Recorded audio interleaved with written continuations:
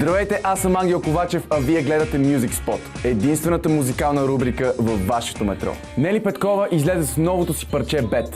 То не е кавър на хита на Майкъл Джексън, общото помежду им е само заглавието. Синглът на Нели е адски денс, но съдържа и много елементи от българския фолклор. Можем да чуем дори изпълнение на Гадулка.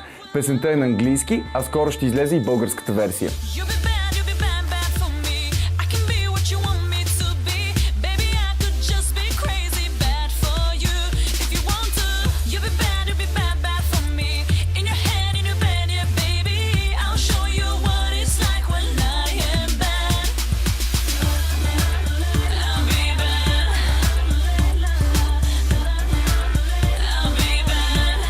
Минаваме на хип-хоп вълна с новото парче на Фок, което рапърът записа съвместно с Преслава Пеева.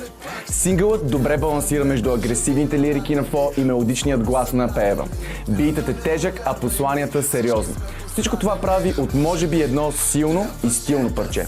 Чуйте сами. Може би утре пак си потрябваме, може би ма надали, по-скоро съм надали, от вярване повярвай ми, всички сме пострадали. Трябваше да си вярваме, може би утре пак си потрябваме, може би ма надали, по-скоро съм надали, от вярване повярвай ми, всички сме пострадали. Дойде време да ви пожелая на добър път. Слушайте много музика и не бързайте за метрото. Чао!